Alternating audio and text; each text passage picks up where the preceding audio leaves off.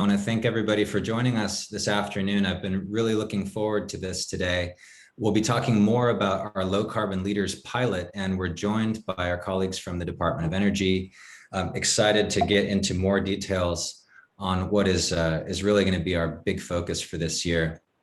I'm Dave Hodgins. I'll be moderating today, providing a little intro, but really we'll be hearing from our Director of Outreach and Engagement, Alek Diachenko, and our colleague Jason Koman with RETEC Advisors. They're the prime contractor to the US DOE on this and other related initiatives. So I want to thank him for making the time to join us today. A few quick housekeeping items. As always, I want to thank our sponsors, the LA Department of Water and Power and SoCal Gas, for your ongoing support of this program, going on 10 years now. As always, attendee lines will be muted.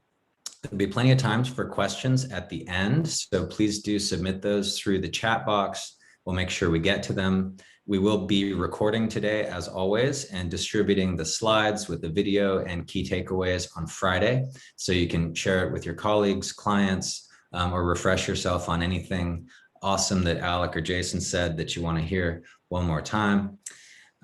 We're going to cover a lot today, but really getting into the details of how this is going to work. So why zero, why now? The low carbon leaders deep retrofit pilot and how this is going to work between our colleagues at DOE and our resources here on the ground through the LA Better Buildings Challenge. And then most importantly, how you all can get involved. So why zero? Why now? What's changed? Well, this has been a goal, I think, certainly for the city, and I think for a lot of you on the line. What's changed, I think, is the level of buy-in and awareness, both politically and at the upper echelons of the business community.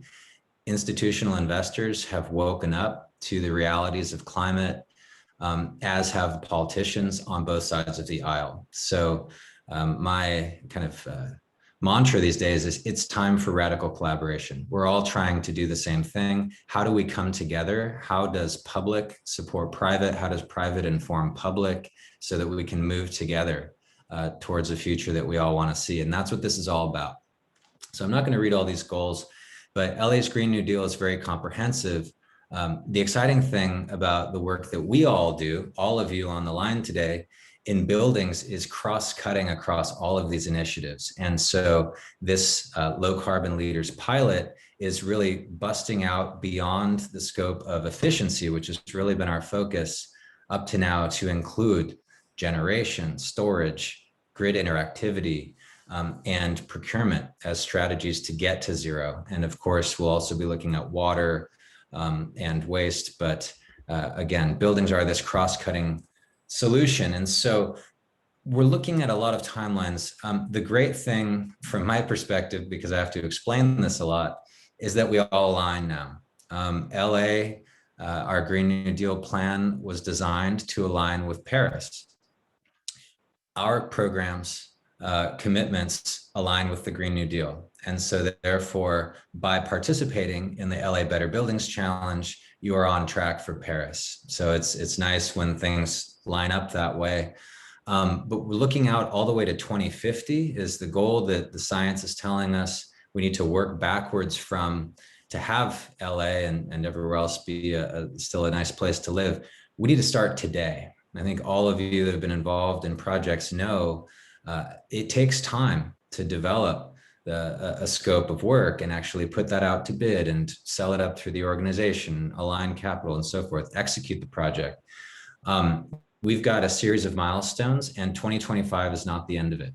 2035 and all the way out to 2050 need to continue to be driving efficiency so that as DWP and SoCal Gas move towards their decarbonization efforts and reinvestments in infrastructure, we meet in the middle. And I have some slides on that, but efficiency is key to us getting to that zero number on that timeline. We will not get there through generation. So this is a bit of a wonky concept, but I think an important one to introduce. I think we all kind of intuitively understand that we can't just keep dumping pollution into the atmosphere and into the ocean and expect nothing to ever happen. Well, now the modeling, the climate science has gotten to a point where we really understand this concept of planetary boundaries. I think we all get this, again, as humans intuitively, but we're actually able to measure this now. And kind of the scary thing is that we've crossed 2 of these already. The Earth is very resilient. We're only, now learning the full value of all the services that Earth's ecosystems provide to us, but we're pushing it. And I think we all kind of know that. The UN, the United Nations, has articulated 17 sustainable development goals. And when they say sustainable development, they mean the big S, so including social equity. So this notion that developing economies deserve and need to rise out of poverty and have a standard of living that is really acceptable. It's a human rights issue. And the beautiful thing is that we can now see that it is possible to achieve all of those sustainable development goals and stay within those planetary boundaries if we start now.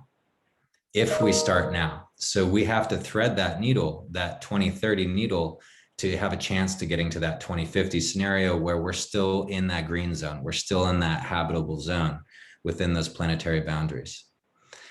I mentioned this already, but efficiency is the wedge that's going to drive this whole thing. So this is from a macro level study, but as you can see here, the efficiency opportunity is the largest, and it is key.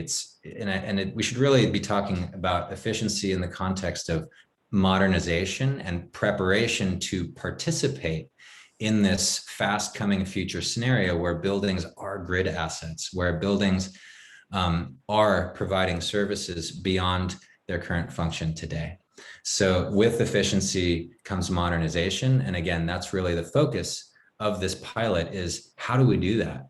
What does a plan look like specific to a given asset in LA to get to this scenario? Coming from the Sustainable City Plan, you see the same trend with efficiency being a huge portion of that. And buildings here, of course, are a significant contributor to our overall greenhouse gas emissions profile, but buildings, again, are the key to addressing transportation too. So again, this cross-cutting opportunity to really make a difference. And here's a slide just to show the way that, and kudos to the mayor's office and the team that supported this, including PricewaterhouseCoopers, Arup, and others, C40. The original plan that was released back in 2015 was really exciting and aggressive. Science advanced between 15 and 19, and the mayor's office updated that plan based on the new science, and that's the green line that you show there. What we learned was that the original goals were just not enough.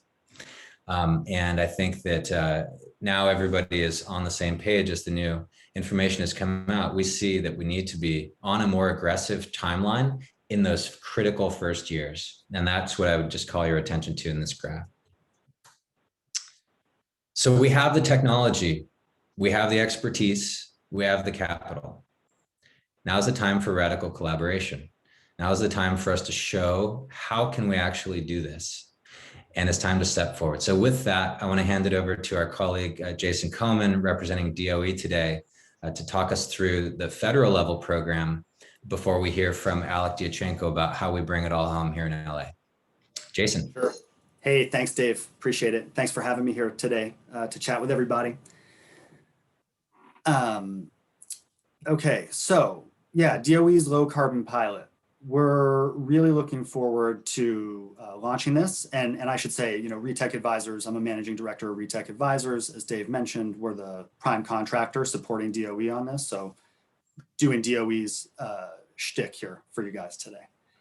So DOE is really excited about bringing this pilot to the market. As you can see here, we're focusing on where aspiration meets the real world. This pilot's going to focus on a couple of real buildings. So when you're thinking about whether or not to engage with us, it's really a thought process around, what sites might you have that you'd want to undertake, taking them from wherever they are today to, very low zero carbon buildings.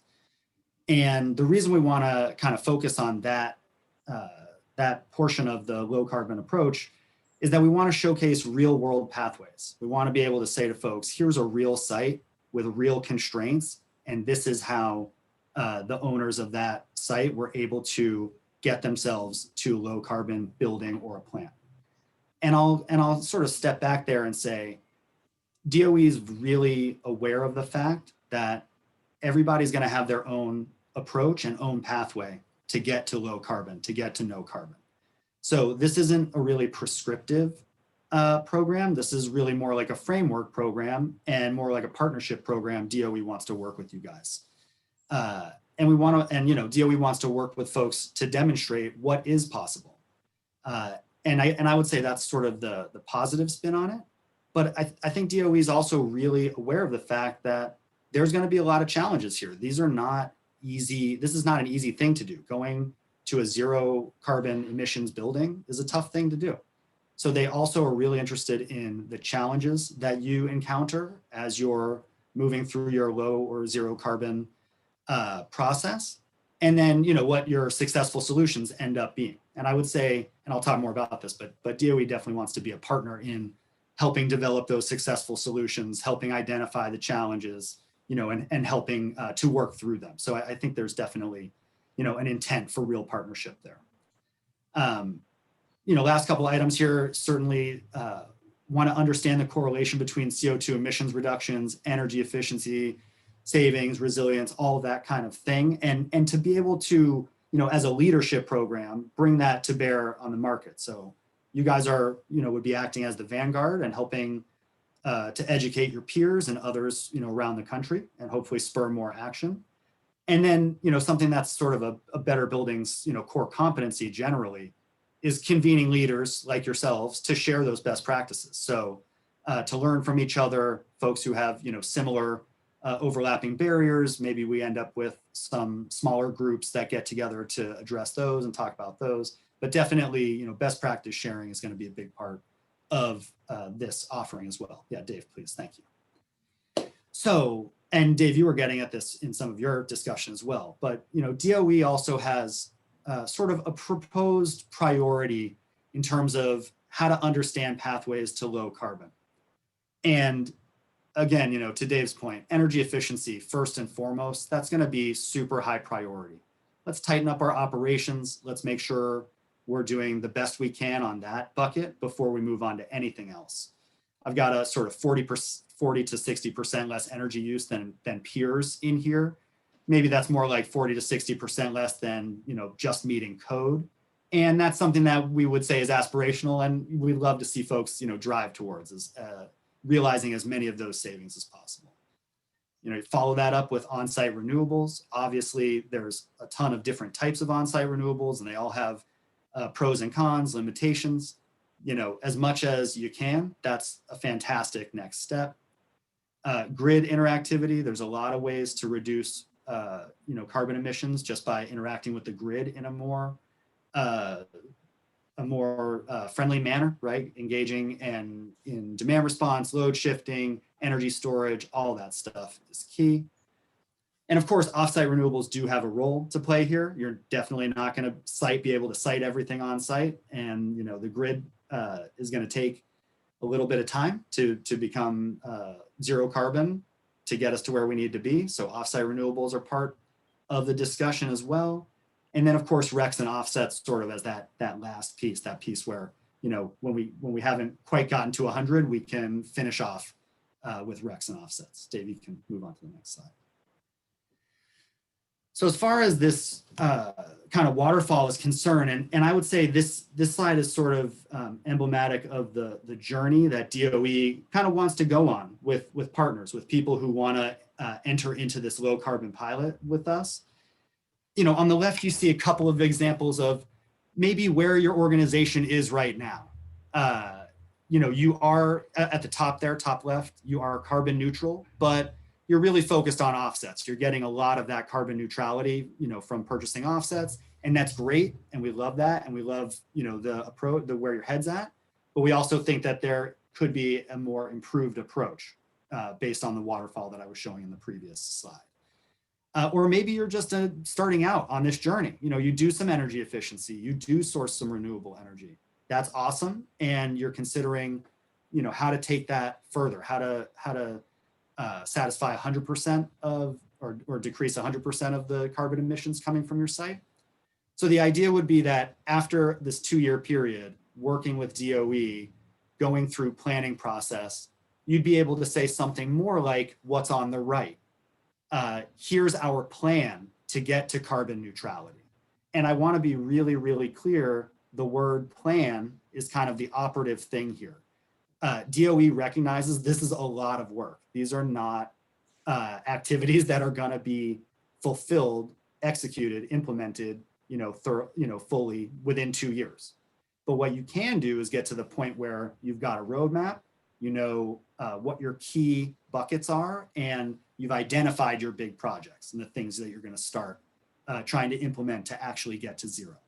So that's sort of what that piece on the right represents, and why I've sort of juxtaposed these two sides against each other. Dave, you can go to the next slide. So at the end of the day, a lot of companies and organizations who are considering getting involved in the low carbon pilot are saying, what is this going to look like at the end? What are we going to be showing? What's the sort of public facing version of this? And this is a mock-up of sort of what we expect, what we think that might look like. This is, you could think of this as a page on the Better Building Solutions Center, which you should go check out if you haven't checked it out before. Essentially laying out that pathway to carbon neutrality that I was talking about, and talking about your journey to get there, the barriers that you faced, the opportunities that you had, various parameters of projects that you might be considering, things like that. So this is sort of what we would expect to kind of put out there publicly. It's not going to be a deep dive into all of the financials of each project. It's not even going to be, a particularly deep dive on any of these topics, but an overview, something that shows the general strategy and approach that you took, and then some narrative that gives some context to how you got there, and the barriers that you had to overcome to reach that spot. So Dave, you can move on. So I think this is the thing that DOE has really been underscoring, and I just wanted to underscore it here for everybody. This is a leadership program, and leadership in this context is really sharing pathways. It's really talking about your journey, the way you evaluated everything, and the way you put your strategy together, and using that to show others that they can do the same, and to burnish your own leadership credentials. Quite frankly, like we want to help folks do that as well. So in terms of participation, what are the expectations on your side, and what is DOE going to do? So as far as partners are concerned, participants, as I've said, we're looking to have folks transparently share their experiences, successes, and challenges in pursuing low carbon strategies. That I would say is more on the narrative side of things. But then on the sort of develop a wedge or bridge analysis, and that was, some of those graphs that I was showing a couple slides ago, that's something where DOE will help develop that with you, but the reporting is really going to come from you guys. So there is some burden there in terms of, the amount of work that a participant might need to do, but DOE is also going to be there to evaluate, to guide, to give suggestions, to be a third party to bounce ideas off of. So there will be real technical assistance, and I'll get into that. And so we'll get to it. Ahead, Dave, please. I was just going to interject. We'll get to it a little bit later, but I think it's going to work really well where DOE and NREL are providing a framework and templates for us to essentially populate, and it'll help develop the wedge or bridge analysis that you were showing before. So as with everything, it's always up to the project team to produce the data that then is visualized or analyzed. So I want to portray it as any more of a burden than undertaking a project regularly is. I think it's sure. a tremendous value that you guys are creating by providing that framework. For sure. And I would say, and Dave and I were talking about this yesterday, the framework is in development and will be ready for consumption soon. So just so folks know on timing, that will be available soon. through all this work, we're going to identify kind of remaining strategies to achieve zero carbon. So like I said, no one expects that in 2 years, you're going to take your building from wherever it is now to fully zero carbon, unless you've done a ton of work. And I should also say at that point, this is a leadership program. DOE wants to work with folks who are showing leadership. The baseline year from whence we're calculating your carbon reduction, we can talk about that. If you've done a lot of work recently, you've done a lot of energy efficiency work, you've started sourcing renewables, there's definitely ways for that work to be incorporated in the overall discussion of what you've done. That's still very much part of your pathway to zero and the journey that you're going on. So I do just want to say to folks who have done a lot of work at particular sites, those are probably great sites to start with to put up into this pilot. Don't feel like you're going to lose all the work that you did there. And so then the last piece, of course, is on your side is to kind of work with DOE to document what you did to get to low carbon status and to show your pathways. And then on the DOE side, there's definitely going to be technical guidance provided and peer-to-peer learning opportunities. Dave mentioned we're going to be working with the national labs to provide that technical guidance. It's going to come in the form of experts who can actually look at the data that you're providing and the plans that you're providing and give thoughts and feedback, guidance, and third-party perspectives on that.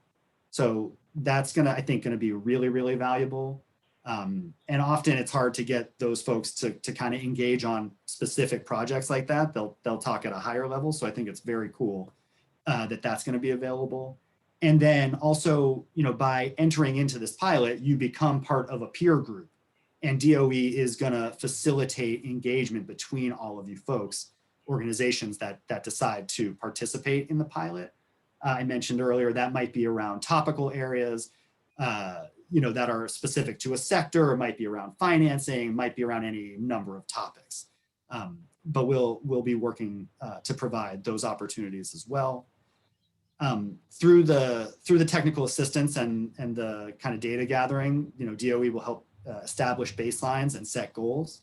And as I mentioned, I think that's going to be a flexible process, and we want to encourage folks. We want to capture all the good work you've been doing. So again, don't think of that as some hard and fast rule.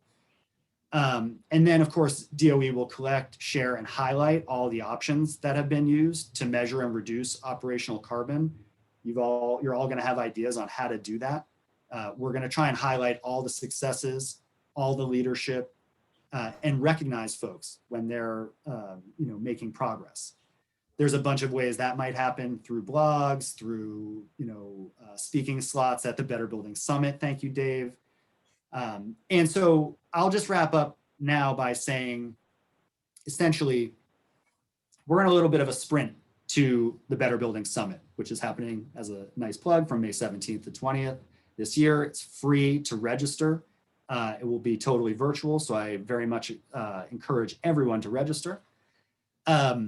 We'd love to be able to get a list together of the initial pilot partners prior to this date.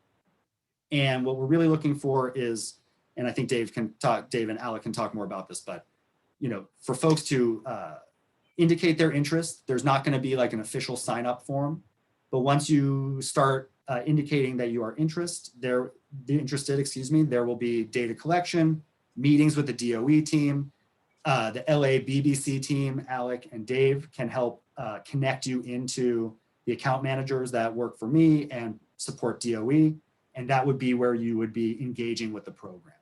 So I think I'll stop there for now. Looking forward to Q&A, and thanks again for having me.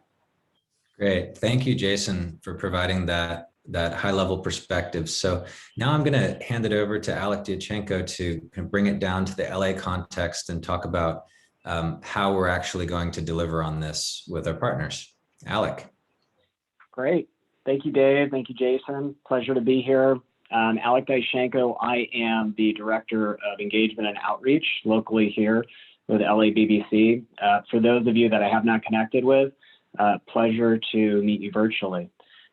So at its core, right, let's discuss what is low carbon leaders and what we're trying to do here. So at its core, it's really an opportunity to be part of the select group of market leaders to demonstrate pathways to zero net carbon by 2050 at a minimum, with support from folks like Jason through the DOE and other energy experts.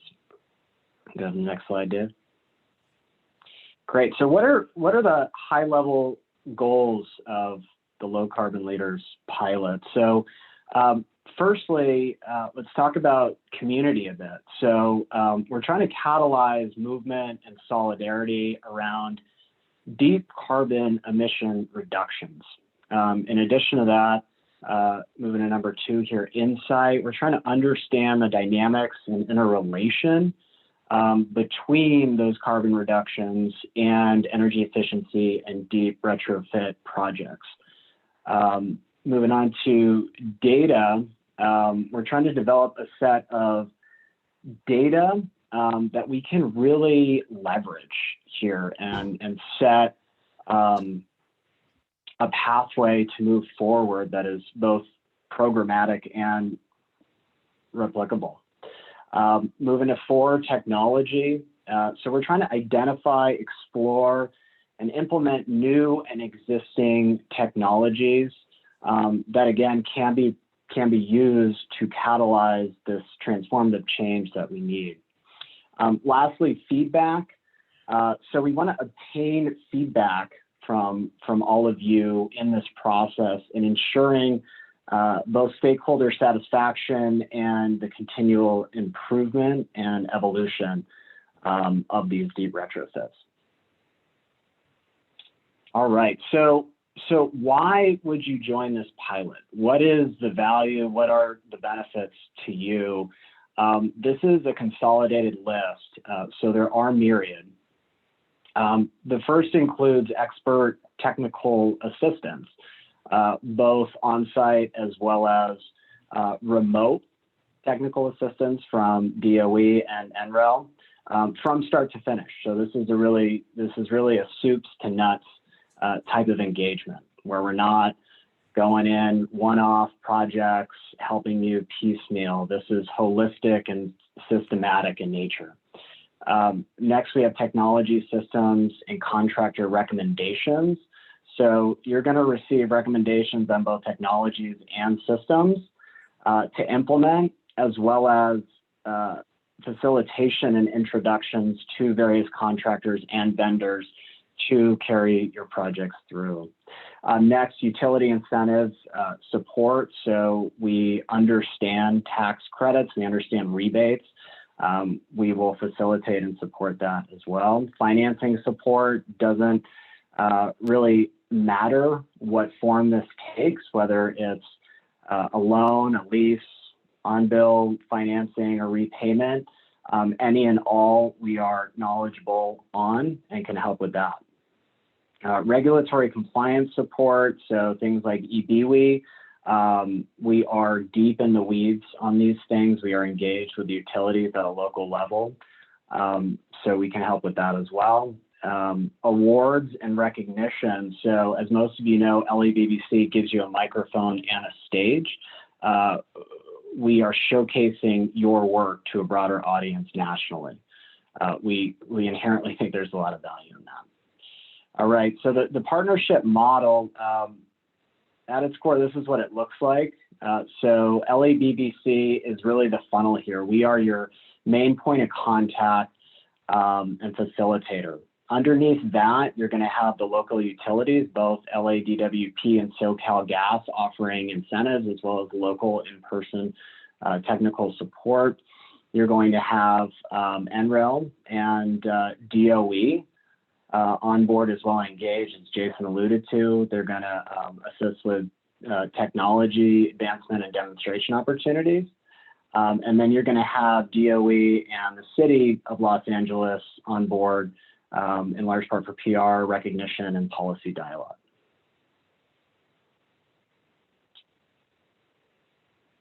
Great. So market visibility, we had mentioned this prior. This is a big part of the program. So we do showcase your work, as I had mentioned, and we really do give you the microphone. So as we move through this process, you will be recognized, not just in LA, but nationwide. There will be case studies developed. There will be social media content developed, and you will be offered speaking opportunities, as well as opportunities to further educate and make others aware of the work you're doing. Great. So that said, how do you get involved here? What are the next steps if you are interested? So the basic requirements here, and there's a few more, but these are the main ones. So you need to have a stated public commitment to be carbon neutral by 2050 at a minimum. A lot of you are earlier than that, some 2030, some 2040. In addition to that, you need to be in agreement to provide transparency around process and results, as well as provide accessibility and involvement from key decision makers. You do need to have an aspirational scope, whether on-site generation or storage. And then lastly, you need to have a demonstrated opportunity for deep decarbonization. All right, so how to apply? So in terms of timing, which Dave will talk a bit more about after this, we're looking at March 31st as our deadline by which to have your enrollment forms completed by. And questions are fairly basic and rudimentary here. We're going to ask for your contact information. We're going to ask you to describe your current commitment as it relates to carbon neutrality. We're going to have you describe aspirational projects. So what are you trying to do at a specific building or buildings within your portfolio? And then why do you believe that you are a good candidate? All right, so that said, Dave, I'll hand it back over to you. Thank you, Alek. So we do have a bit of a process, an intake process here locally to keep things organized. So that link to the application form will be included in the follow-up from this. So to carry this timing point forward, as Alek mentioned, applications are open as of today. So when it's up on our website, we'll have a link to that in the follow-up email that goes out. In April, we'll be collaborating with the DOE team to select applicants from the pool for participation in the program. The reason that this is a selective process is that we're preparing to invest some serious resources here. There's not a cost to participate at all. However, we all do get paid by our respective employers for the time that we put in. And so they want to see a return on that investment. And therefore, we want to know that you're serious, that we're not just doing an exercise here, because this is real work that needs to be done, and we want to invest with folks that share the sense of urgency and that really want to collaborate. So we recognize that this is not for everyone. This is for those of you who really want to step up and do something extra.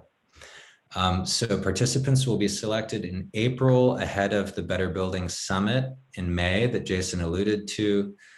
We will also be doing some PR around that locally, of course, working with the mayor's office and our local partners, industry partners, to really blast this out. I mean, we need to get these proof points out into the market so that others have a roadmap to follow. So just recapping some other relevant key dates. We have our Innovation Awards coming up. Gosh, it's only about a month from now. Really excited about how that's come together, and we'll be featuring case studies on all the amazing projects that our partners are doing, and all of you are encouraged and have been invited, previewed to participate in this program we're talking about today. Our April webinar will talk about a theme or sub-theme kind of within this. Jason alluded to this kind of convergence of efficiency and resilience, and notions of returns on investment, risk. How do we price risk? What is the value of avoiding a Texas scenario? Heading towards August, I'm super excited also to be partnering again with the federal GSA, the General Services Administration, to leverage their technology selection process and bring to you the technologies that have passed their test, that have passed through the gauntlet of all the national labs and building technologies office experts. This has been really successful in the past, and we're very excited to bring those same technologies to bear in the context of these projects. So the funnel in action. So key takeaways, I hope we're very clear. Now's the time. We have the tech, we have the expertise, we have the capital. Now it's time. Let's all come together and see what is it going to take? What is it going to take in terms of incentives? What's it going to take in terms of time, expertise, other sorts of mechanisms to remove red tape and move these projects forward. We're ready, as I said, to invest serious resources here. You see DOE, you see national labs, you see utilities, you see us. We're all ready and willing to jump in here, and we're really excited to collaborate with you guys. And it's time. Step forward by March 31st. Tell us about what you guys are up to. It's a very simple enrollment form. And for those of you that are already on this track, it should be a quick copy and paste to throw your hat in the ring. And we'll love to learn more, about what you have in mind. So I'll end with one of my favorite quotes. If anyone knows who William Gibson is, he's a pretty oracular sci-fi author, but a quote of his is that I really like. The future's already here. It's just not evenly distributed yet. And I think from the early response that we've been getting from you guys, that is absolutely true here. I'm super excited about the level of interest that we're seeing. And we, LABBC, all of you, this is where the future comes to happen, guys. And so I'm super excited about this opportunity. So with that, we'll open it up for some questions. I think we say plenty of time. Renee or Bethany, if you could read any questions that are coming in. Hi. Yes, we've got a couple of questions here. We have a question from Vaishali who says, does the OffSite PPA need to be located in California? Let Jason take that. No, I mean, not from DOE's perspective, certainly. It's certainly a national program, and anywhere in the United States, I think, is a slam dunk, easy yes. And I'd have to get back to you if it was an internationally cited situation, but that doesn't seem highly likely. So no, the answer is it does not need to be cited in California. I think where we might want to look a little harder, I think a PPA we're pretty comfortable with. I think if we start talking about certain types of credits, we would want to understand, what's the source, how are those verified? Yep. But I think for PPAs, it's a pretty straightforward, absolutely. Yeah, credits we would want to understand, right? Yeah. That's right. Great question. We had another question about baseline years, wondering sort of how are those set? And then a related question as well about when do we do away with finding baseline years to get to zero? I'll take a first stab at that one if you don't mind. So as far as setting the baseline year, it is a great question. It's something that is going to be a collaborative discussion with DOE. It's going to be something pretty recently, I would imagine, but I think that depending on what you've been doing with your building and how that plays into your broader carbon reduction strategy, I think that DOE is open to talking about that. So, I don't think anyone's going to get to go back 15 years, but I think that, probably within the last 5 years or so is on the table. And even if it was a little further than that, I think DOE would be open to discussing it. And then, when are we going to get rid of a baseline?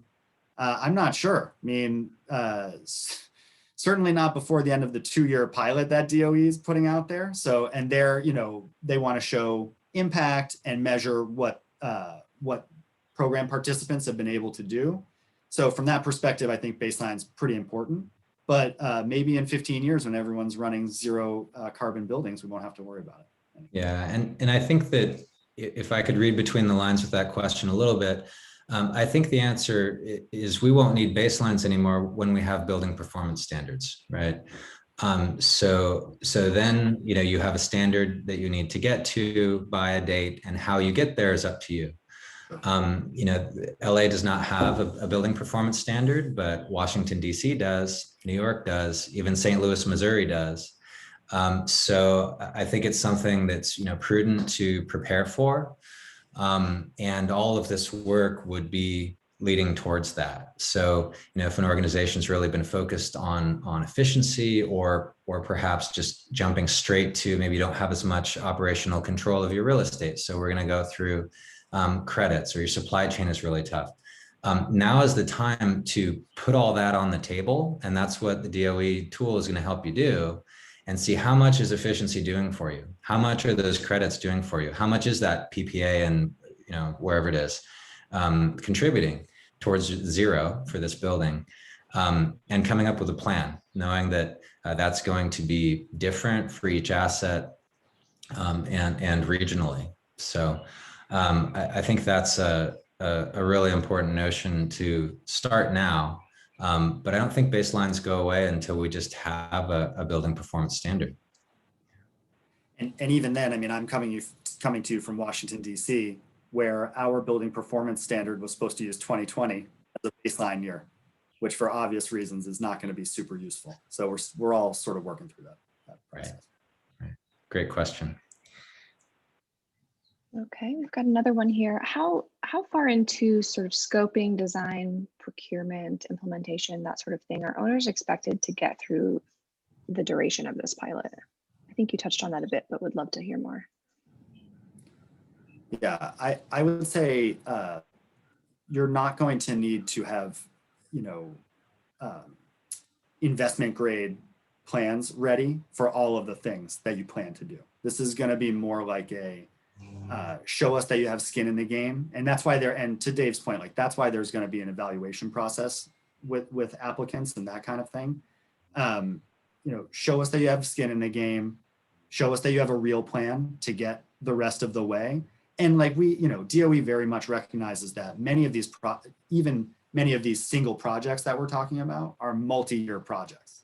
So 2 years, of course, is not going to be enough time to execute even the majority of these things. So it's really about showing seriousness and preparing to execute those things in the future. I think otherwise, this pilot program would be a 15-year pilot program, and DOE is trying to move the market a little faster than that.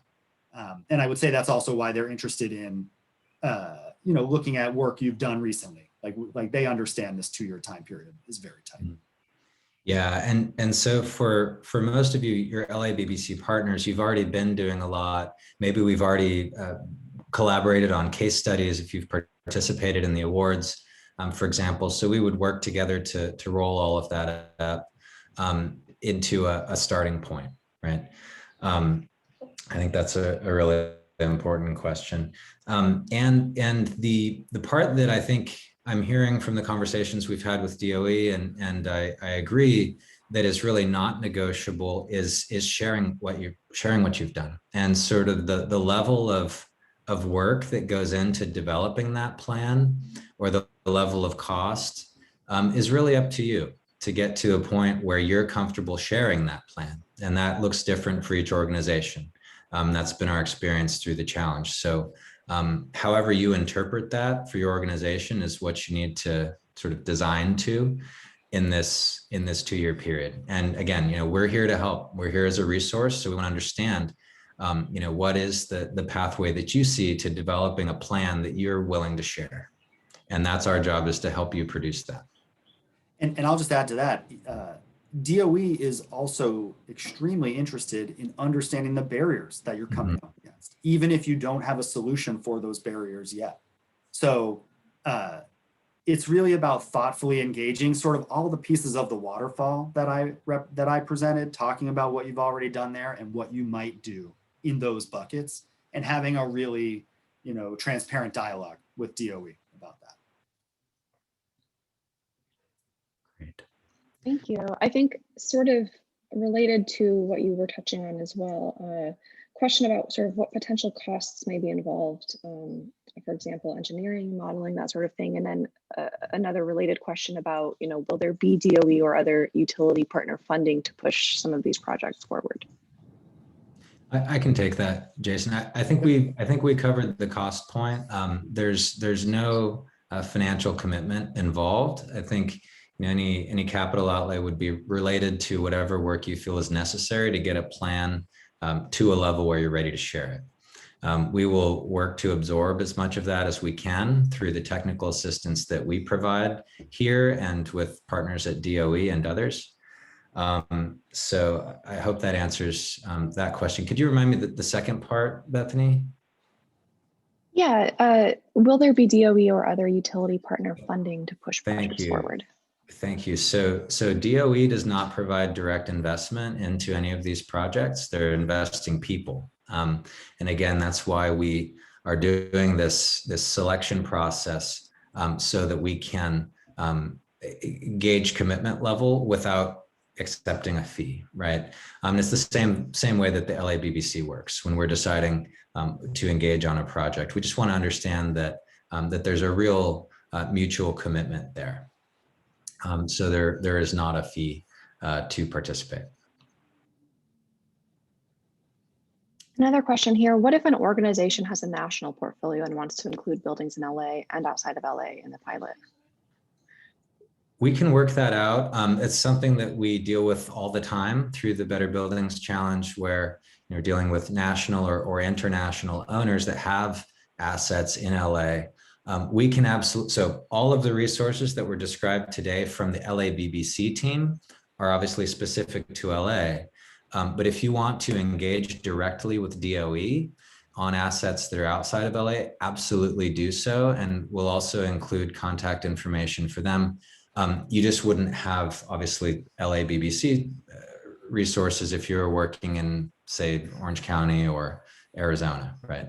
Yeah, I was just going to add to that working on the program nationally, I can say that to you folks on this call, you guys have more resources at your disposal here because of the LABBC team and their assistance than other folks around the country do. So take it for what it's worth.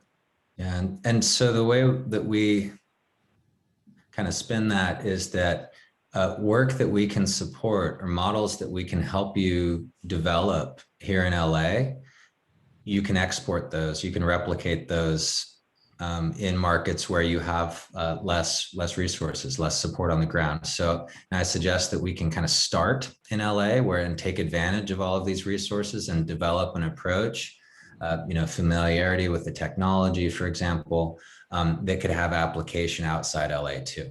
So this can be like the Petri dish or the proving ground for ideas that you then take to scale. Great question. And I think that's a great place to pause unless we have any other questions coming in, Bethany. There are a few more. Some of them are more technical, Okay. So that may be worth reaching out sort of individually for some of these. Okay. Wonderful. Well, unless there are any other high-level questions, I think, well, we've got more time. Yeah, let's go through them. We've got 12 minutes. Sure. We've got one that says, is there a DOE website with state-of-the-art energy efficiency technology for retrofitting or upgrading existing buildings? I would suggest you go check out the Better Building Solution Center, betterbuildingsolutioncenter.energy.gov. That is the primary repository for all of the resources that the Better Buildings program has developed over the last 10 years. Thousands of resources, case studies, technical evaluations. I will put a plug in for our webinar, on-demand webinar library. We've got hundreds of webinars that have been given over the years there. And while I'm plugging it, why don't I go ahead and plug our webinar series, which you can sign up for and find out about on the Solution Center. Tons and tons of information there. So please do go check it out. There is, it's a treasure trove. And so we will also include a link to that in the follow-up. Great. And I would also encourage folks to check out the GSA Green Proving Ground. I mentioned they publish their findings on technologies that they pilot in GSA assets, which are office buildings. Yeah. And they give a thumbs up to the ones that work well and some constructive feedback to the ones that didn't. So it's not all peaches and cream. They give you the ones that didn't work too. So GSA Green Proving Ground, in addition to the Better Building Solutions Center, tremendous resources. Yeah, that's a great suggestion, Dave. And the Green Proving Ground is going to give you kind of more early stage trials. And what you'll find on the Solution Center is more like real life implementation that have happened by your peers, folks, companies in the market. Great. Another question. Are you looking for service providers such as consultants or engineers or building owners and operators to apply for this? Or does the origination of the application not really matter if there's a project lined up behind? The origination of the project, that can come from a service provider, a contractor, consultant. The owner would have to sort of accept the nomination, obviously. But we understand that, yeah, that's a preference of certain of our partners. They like to run everything through their trusted consultants. So that's completely fine. We would just need to confirm everything with ownership and management before we go ahead and commit. To the question of, are we recruiting service providers or contractors into this? Not at the front end. Right now we're looking for projects, specifically for sites. The way that we will consult, and Alek mentioned that we can introduce contractors and vendors and so forth. We always start by asking, who are your preferred contractors and vendors that know your buildings, that know your team, that know your organization? And if you're happy with those, we support that direction.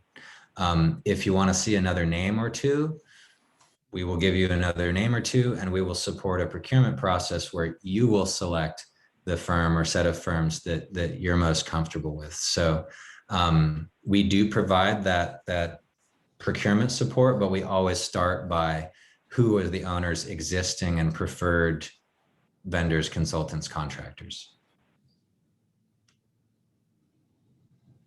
Great. Question.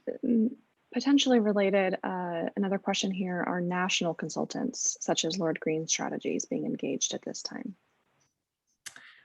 And so far as referring clients, yes, absolutely. And I imagine we've probably heard from you guys, got several clients that are part of the LABBC. So absolutely, you can put your clients forward. I would just say ditto to what I just said on the previous question.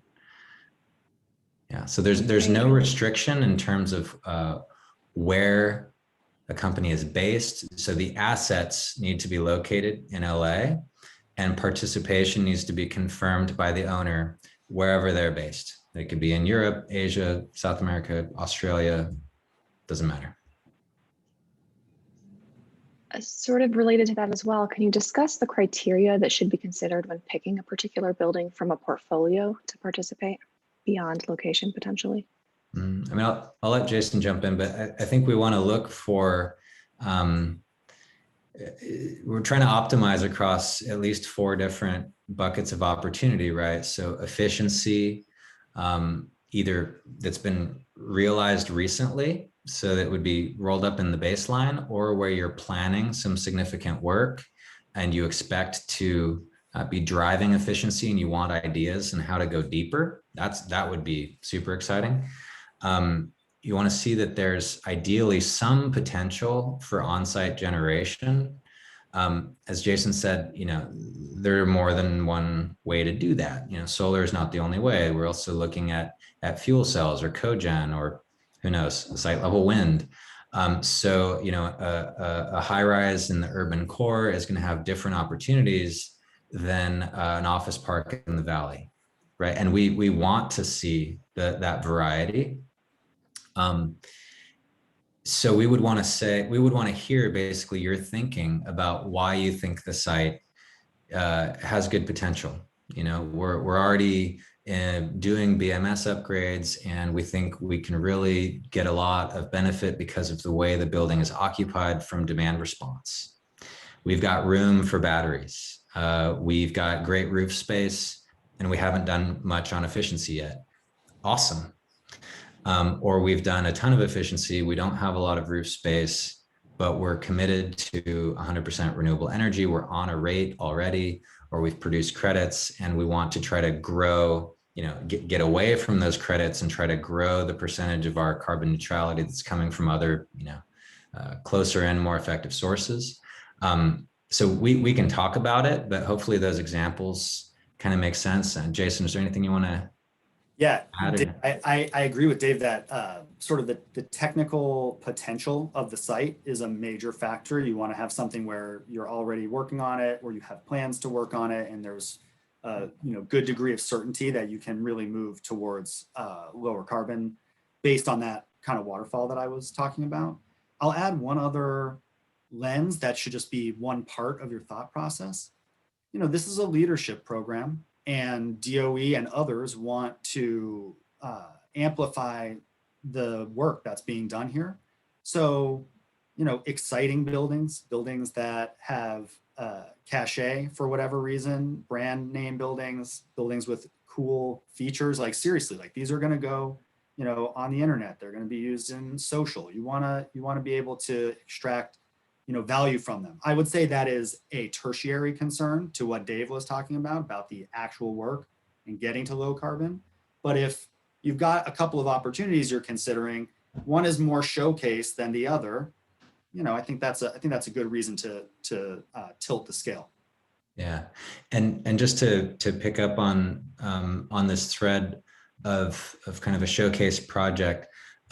Also very important for us and for the city is that we include in this very generalizable or typical assets. And so in LA, that means multifamily residential.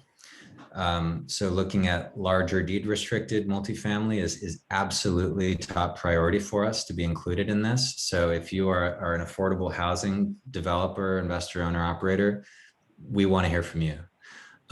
And related to that, smaller, naturally occurring affordable housing is absolutely a priority to include in this program as well, because that's most of what's out there. That's where most of us live in LA. And so decarbonizing our affordable residential building stock is top of the list for the city and for DWP. So yes, we want to have those sort of iconic, skyline defining or culturally significant, partners as part of this, but also, and equally as important, those very generalizable, normal buildings that you would just drive by who have not been served, and that absolutely need to be part of this. Great, and we've got just one last question with these last couple of minutes. Will all technologies capable of generating renewable energy be able to be a partner, including hydrogen production from waste? How are they able to be included in the partnership or projects? That will be through a dialogue with our local permitting authorities as well. So in LA, everyone has built a project here knows we kind of got some special requirements to be able to install anything in LA. So those would all need to be met. So working with building and safety, DWP, and SoCalGas, as the case may be, to work through whatever the process needs to be in order to get greenlit for safe installation in Los Angeles. But beyond that, we want to see all of it. I mean, I hope we see some really creative, cool stuff. I'm a huge fan of green hydrogen, well, hydrogen generally. So we're open to all of it as long as it's good to go. From a permitting and installation, everything's cool. We're cool. Yeah, totally agree with that. Great question. Thank you, everybody, for joining us today. Thank you, Alek. Thank you, Jason. Thank you to the team for putting this together.